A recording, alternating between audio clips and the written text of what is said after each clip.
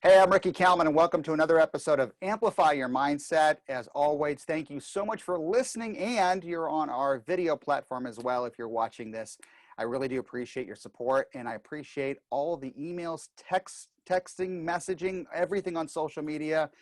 And for those of you out there who've been following me, yes, my new book, Leverage Your Mindset, is available on Amazon, and you can download my app on the App Store or on Google Play. And of course, the name of the app is my name, Ricky Kalmon. So thank you so much. Today on the show, I have a friend of mine, I will say, that I've known for several years, 3, 4, 5 years. I can't even remember. And it's the funny thing is we still don't even know how we even were connected, which is really kind of funny. Brian Parsley. Brian, you're a man of all traits. You're an entrepreneur.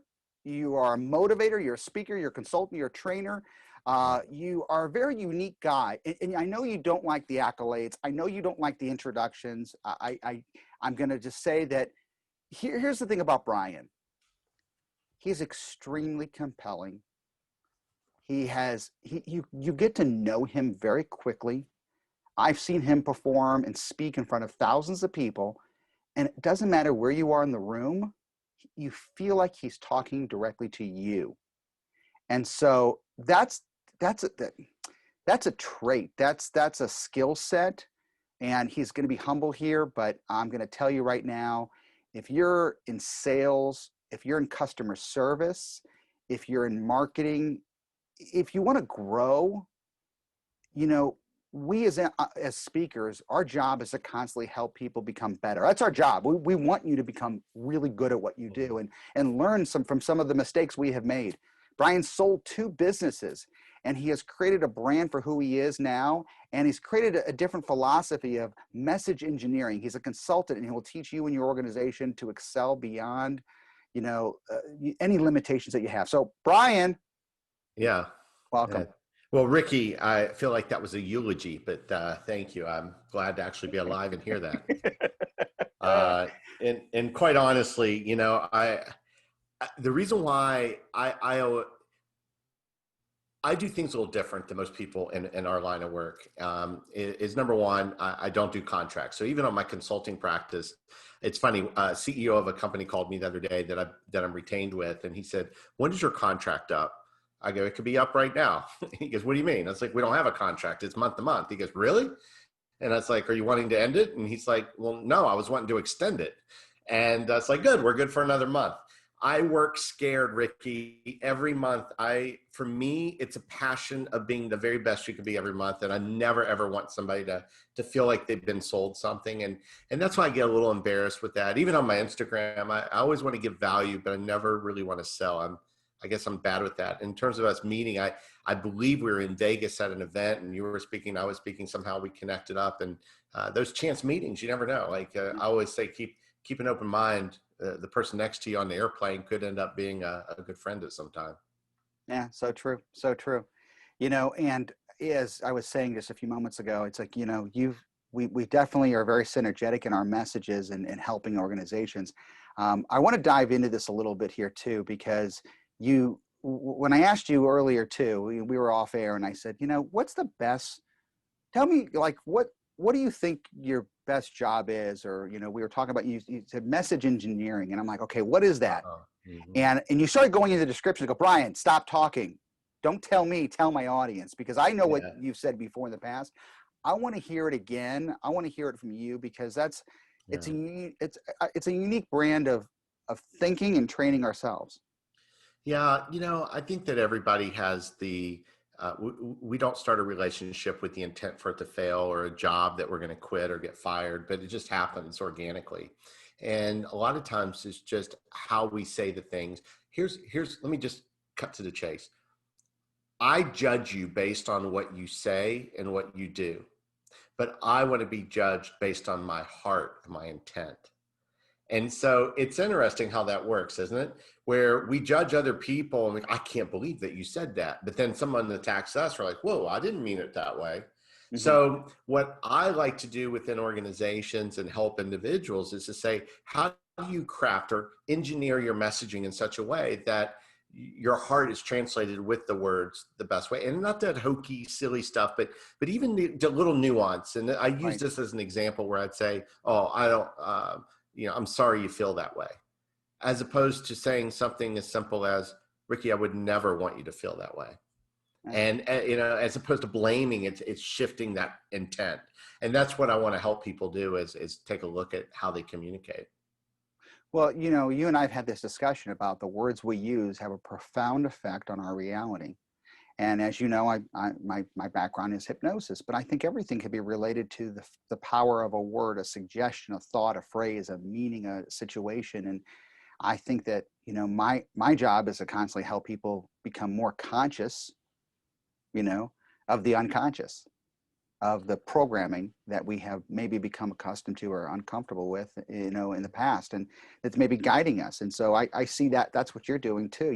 You're helping people really look deeper in what their abilities are and show Yes. them there's even more out there. But I think that here's what's interesting. A friend of mine's a psychologist, and he said, we think we know. We think we know, but we really don't. And it's based off of the narratives of our stories that we tell ourselves based on Mhm. what we've been taught to believe. Don't touch that stove, you'll get burned. Many people have never touched that stove. They don't know for sure you're going to get burned or not, but we've been taught to believe that's the case, right? So Very good point. we think we know. And then we'll go, you know what? I got right here. Check this out. When I was 13 years old, I had a teacher, Mrs. Ball, and she literally propelled me into what I'm doing today. And it was always in me and I didn't know, because even as a child, you were doing magic at 10 years old. Okay. For me, I was in elementary school listening to Zig Ziglar on cassette tapes. Okay. This is before it became popular. And mostly because my dad said that Dukes of Hazzard was inappropriate. And so I, found these cassette tapes, started listening to it. But all through elementary school, and I have the report cards to prove it, I was told Brian talks too much. Brian wants to be the class clown. Brian's always trying to entertain. Shut up, sit down. Mhm. And it followed me into junior high. And Mrs. Ball said to me one day, she said, Brian, I've entered you into a speech contest. And you're going to go over there and you're going to take what you do in this class and you're going to do it in that contest. And it's going to be on optimism. It's a 5-minute, 10-minute talk on optimism. I said, Mrs. Ball, thank you. This is fantastic. But I really don't know anything about eyesight. And she's like, no, you're an idiot. That's optometry, optimism, positive thinking. I go, I've been listening to Zig Ziglar. I know this. And I did it. And I came in first place. This is my medal, Ricky, from 1986 or 1985. That's awesome. Optimist Club Orator. This was my first real reward in life. And maybe I wasn't going to be a quarterback, but I sure as heck was going to do this. And I joined Toastmasters and forensics class. And then Tony Robbins came out. I'm like, I'm going to be a motivator, And of course, that evolved when I barely got out of high school. I graduated with a 1.33 GPA, valedictorian, West Virginia. And what happened was, you're not going to laugh at that, but that's fine. I'm holding it in. I'm holding it in. But what happened was, which was really interesting, is it really opened my eyes that, and I've shifted now also. Like for me, I would say to you that if I had to do it over again, I would focus more on academics. Okay. So I'm not going to disclaim that, you don't need that. But what it did do is opened up the importance of relationships. Right.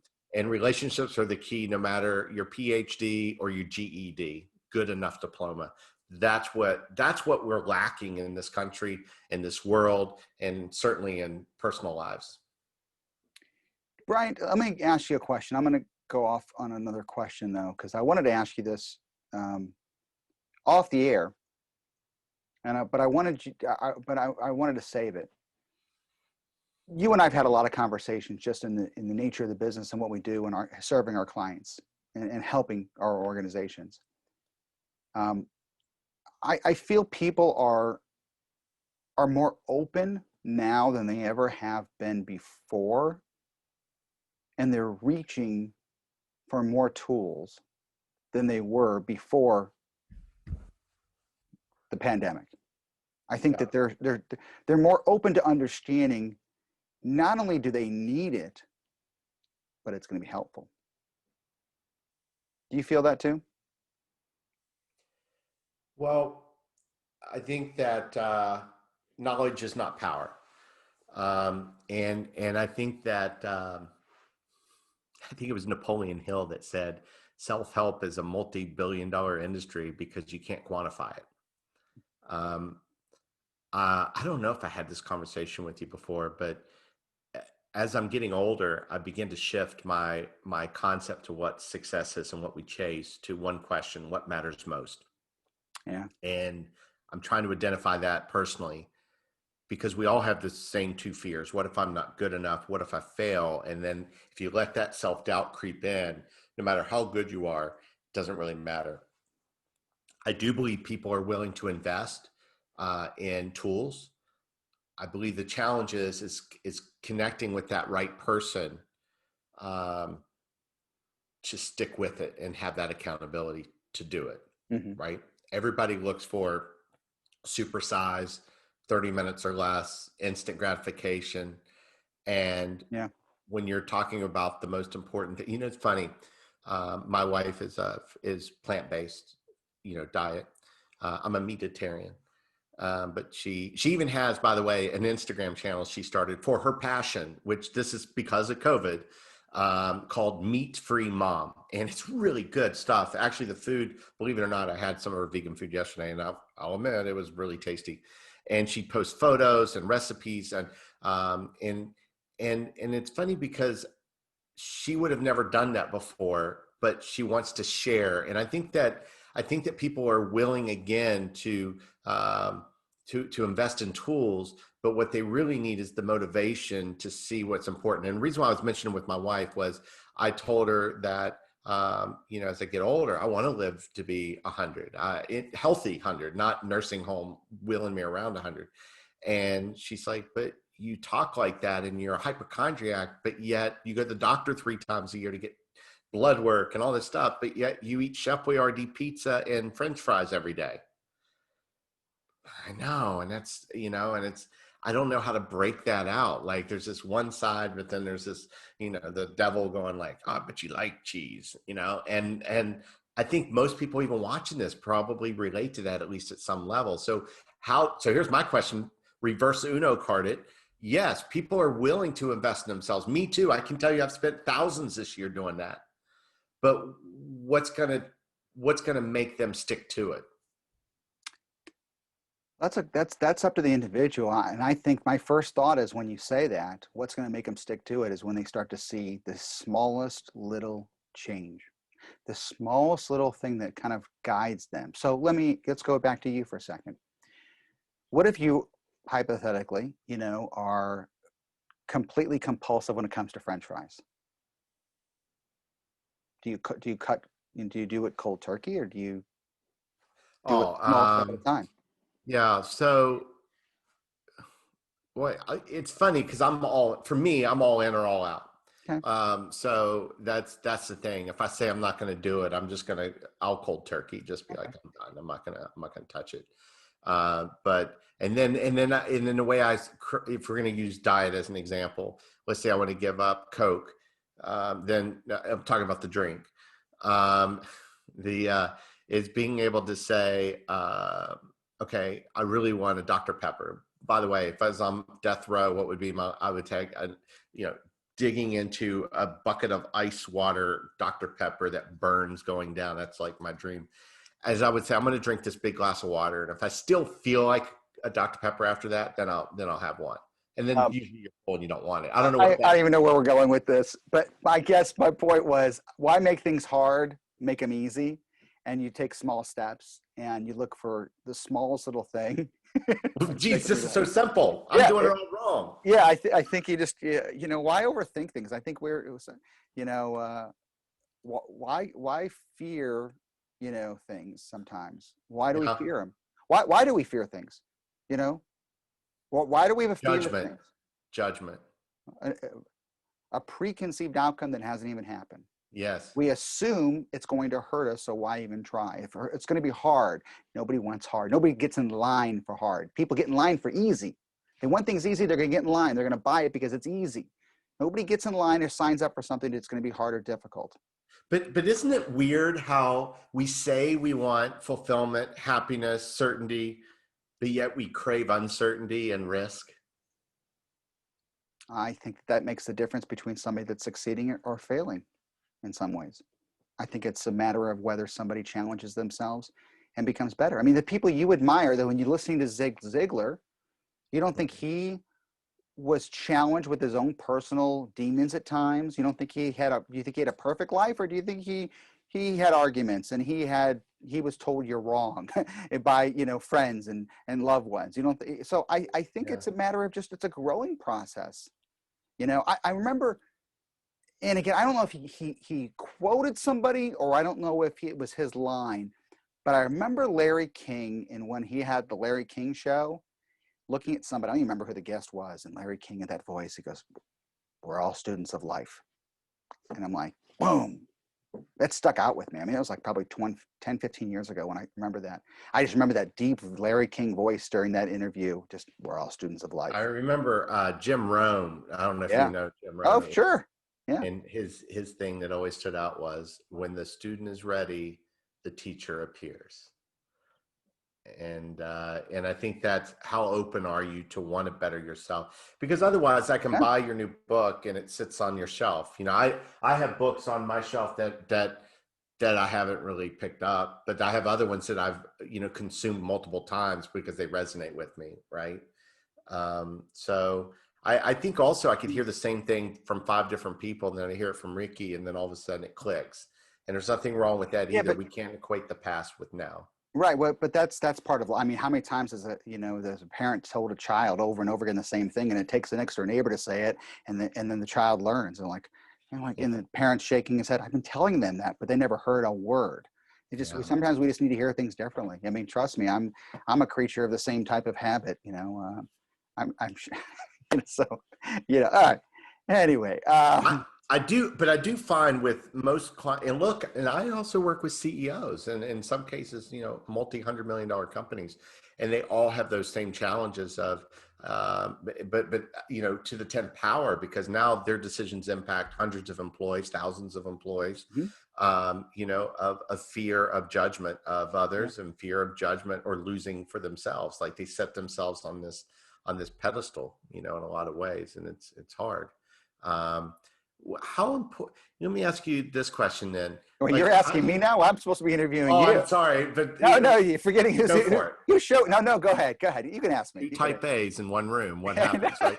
There's that old joke that says, the only thing that two speakers agree on is what the third speaker's doing wrong.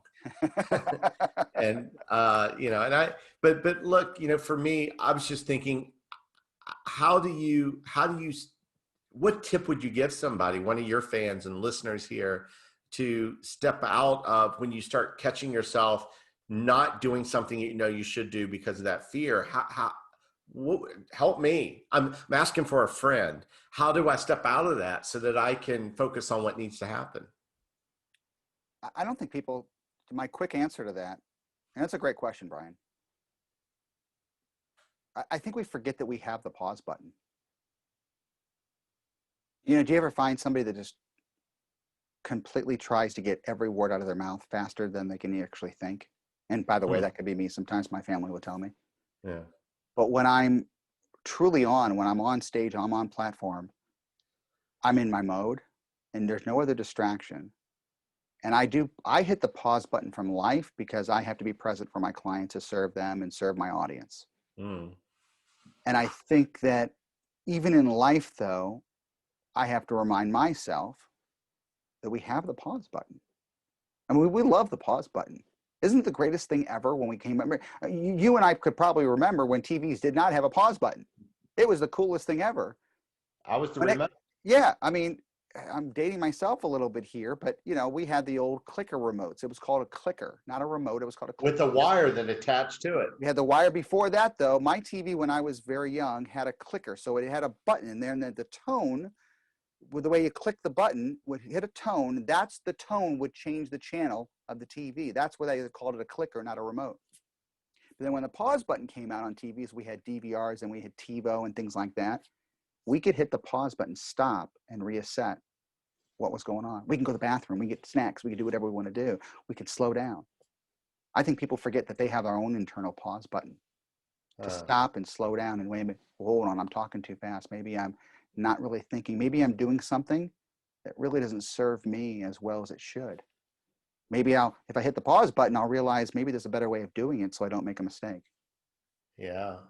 I was Maybe, also sitting there as you were sharing that. I was having a flashback. I think we should do a whole show on drinking from garden hoses and not coming home all day till night when you're 10. yeah. And meanwhile, my 15-year-old would go out for the bus that's on the corner in the house, and I like standing there ready to sprint, like how protective we are nowadays from when we were growing up. So it's shocking we survived. Yeah, I still to this day, my kids are fearful of white vans, and they're older because literally. And then we talked about that the other day. We talked about this conversation. Like, do you remember every time a white van goes by? To this day, my heart starts racing. My kids. I'm like, well, then we did our job, because there was fear. But doesn't that show like exactly what you're saying is we have these limiting beliefs that have been preconditioned without even our knowledge sometimes, that that we got to break through in order for us to have the life that we do deserve. And as we get older, we realize it's not just about, listen, money's great. I've had it and I've not had it, and it's way better. It gives you options, it gives you solutions, and I certainly don't have to. Worry about staying at a place where I remember growing up, going to the beach.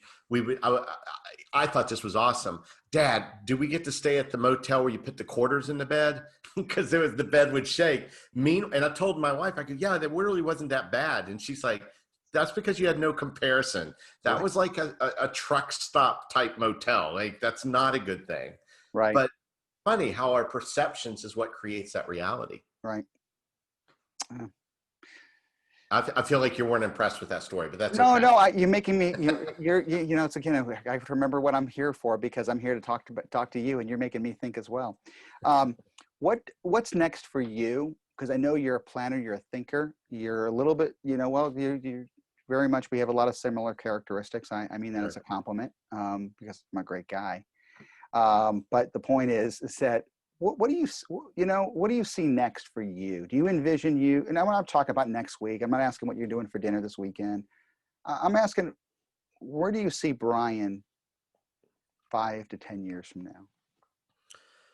It's a really interesting question that while I answer this, I want the listeners to ask for themselves, because if you're miserable or unhappy or unfulfilled right now, and you're not willing to take a leap of faith, you're not willing to take a chance, in 5 years, you're only going to be more miserable as a human being, and you're going to be that much older. And I did have an epiphany this year. Ever since I was a small child, I wanted to be a pilot and never did that. And as an adult, we justify and rationalize. I remember when I was 24 years old, the CEO at Boston Chicken, where I worked as a chicken cutter, came up to me and he said, "Now's the time." His name was Chris Miller, I think, actually. And he said, "Now's the time, Brian. You're young. You don't have any obligation. Travel the world, backpack, do whatever you want to do." And I didn't listen because I wanted to build my career, right? And now, I'm 49 going on 50, and I sit there and I go, I didn't have time to do any of that stuff, right? And now we're on that back end of the runway, so to speak. So this year I started going to ground school and got a flight instructor and learning to fly and going through that. I'm not quite there, but almost.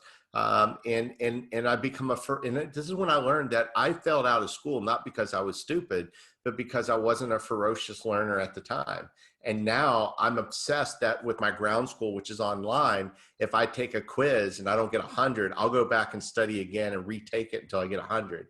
And it's not, by the way, being a pilot, it's not something you want to cheat, like memorize. I mean, it's something you want to know and understand the whys behind it. And it made me start to think about, I think everyone, like, don't wait. Like, what I'm thinking 5 years from now is more about finding significance and service of other people than I am really about consuming another car or, you know, another home or whatever. I'm kind of at that point. I'm over that part. I'm not, when I say I don't care, I'm not that part where you get, you know, when you get so old, you can like let one rip at Walmart, not care. I'm not there, but I am at that point where, you know, I'm not really that concerned about other people's opinions. That they're none of my business. I'm focused more on my family, my significance that I can add to other people. That's pretty much it for me. I don't even have any long-term goals as it relates to career or working. I just want to have fun. That's another reason why all my agreements are month to month, because if I don't perform, you shouldn't pay. However, if I don't want to work with you, I want to work with who I want, when I want, where I want. That's it. I'll pass on deals if it doesn't align to my values. That's a good point. It makes me think too. I'll Brian, take any of your clients you don't want. Just bring them over here. you're funny. Not going to happen. No kidding. No, we do share, brother, a lot of different things, and we're very unique in what we do. And I think that there's definitely only one you. I think that I'm grateful that we had a chance to talk today. Yeah, 100%. I'm glad I got the Ricky Kalmon app. I definitely am getting the book as it comes out. And and by the way, here's the shameless self-promotion, but only because I believe it adds value. Is you obviously brianparsley.com is the website, but what I'd like to do is invite anybody that likes that kind of stuff in terms of feeling good, short little videos, is the Instagram channel, which is Brian Parsley Speaker. And on Instagram, and we always want to throw up podcasts. And in fact, this podcast, hopefully I can share on there as well. So if you're watching this, I'll make sure that the links are at the very bottom in the content and all the different text. Then, of course, at rickykalmon.com, I'll make sure that I give more about Brian's background, links to his site, and links to his Instagram page and everything else he's got. I want to make sure that people actually can reach out to you as well and experience you live. I hope that they do. It'll be a treat. Well, thank you. I feel like I'm talking to a celebrity, so thank you, sir. No, I'm grateful to listen. Please, you're the man. You're the man. Hey, thanks. Have a great day. I look forward to having you back on the show again real soon. Thanks.